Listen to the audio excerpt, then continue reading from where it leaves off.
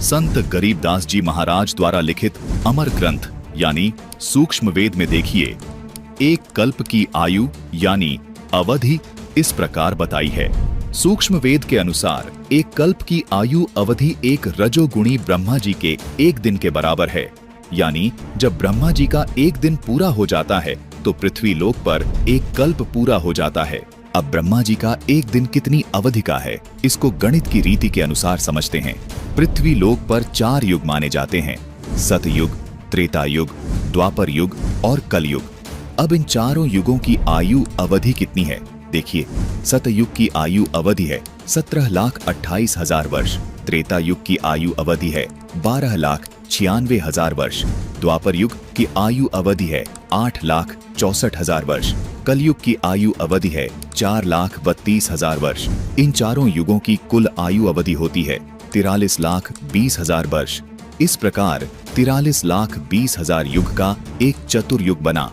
ब्रह्मा जी का एक दिन इस प्रकार 1008 चतुर्युग बीतने पर पूरा होता है। यानी ब्रह्मा जी का एक दिन पूरा होते होते 1008 चतुर्युग निकल जाते हैं। अब ब्रह्मा जी का एक दिन कितने वर्षों में पूरा होता है, ये देखने के लिए हमें 1008 चतुर्युग को गुना करना है चारों युगों की कुल आयु से। चारों युगों की कुल आयु है 43,20,000 वर्ष। तो 1008 गुना में 43,20,000 वर्ष।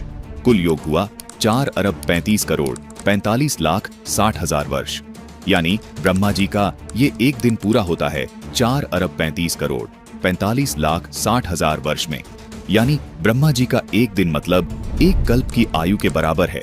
अर्थात एक कल्प की आयु है 4,35,45,60,000 वर्ष। दर्शकों, अब विचार कीजिए, इतनी सटीक और सही आयु सीमा बताने वाले ग्रंथ पर आप विश्वास करेंगे या त्रिपिटक ग्रंथ में केवल हवा में बोल दी गई किसी भी सुनी सुनाई श्रुति पर? वीडियो को पूरा देखने के लिए फैक्टफुल डिबेट्स यूट्यूब चैनल पर विजिट करें।